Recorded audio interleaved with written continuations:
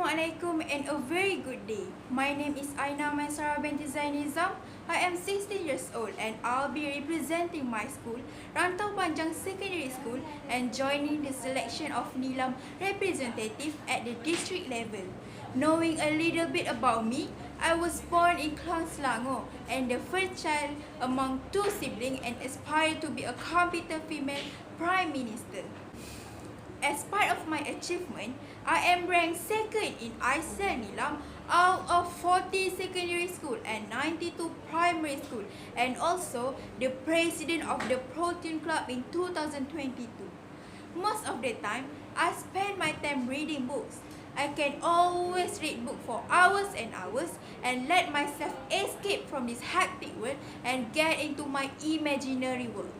I love to take on challenges as I'm a competitive student. I believe in myself as I know my hard work will pay off if I try harder. Recently, I got recommended a book by one of my friends, which is Element by Won Pyong-sun. It was great and definitely my cup of tea. Son Woon-pyong is a film director, screenwriter, and novelist living in South Korea. She made her literary debut in 2017 with this, her first full-length novel, Element, which won the Changbi Prize for Young Adult Fiction. Yeonjae was born with a brain condition called alexithymia that makes it hard for him to feel emotion like fear or anger. He does not have friends. The two almond-shaped neurons located deep in his brain have seen to that, but his devoted mother and grandmother aren't faced by his condition. Their little home above his mother's used bookstore is decorated with colorful post-it notes that remind him when to smile, when to say thank you, and when to laugh.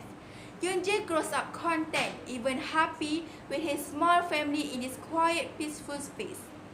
Then on Christmas Eve, Yeonjae's 16th birthday, everything changed. A shocking act of random violence shattered his world, leaving him alone and on his own.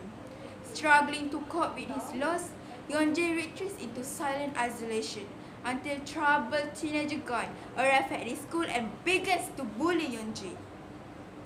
Against all odds, tormentor and victim learn they have more in common than they realize. Gon is stunned by Yeonjae's impassive calm, while Yeonjae thinks if he gets to know the hot-headed Gon, he might learn how to experience true feelings. Drawn by curiosity, the two strike up a surprising friendship. As Yeonjae begins to open his life to new people, and something slowly changes inside him. And when Gon suddenly finds his life in danger, it is Yeonjae who will step outside of every comfort zone he has created to perhaps become a most unlikely hero. This book starts with this quote: "I won't tell you whether it has a happy ending or a tragic ending. I know it sounds like an excuse, but neither you nor I nor anyone can ever really know whether a story is happy or tragic." This encapsulates the entirety of the book, never quite happy yet still flickering with an ember of hope and love. This is a book that will stick with you for life, and honestly, it is best to go into it blind. Seeing the world overflowing with fatty aspiration and mindless words from the perspective of Yeonjae was astoundingly important. It brought to my attention so many things I never noticed and called to question many other things that I considered the norm. His character helped me grow. I truly feel like a changed person after reading this.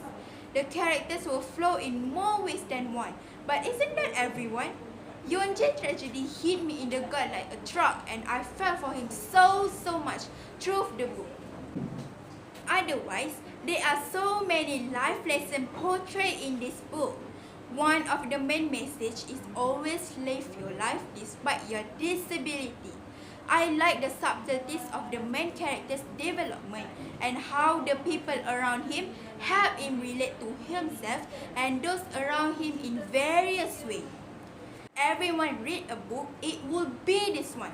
This book makes me wake up in cold sweat every night.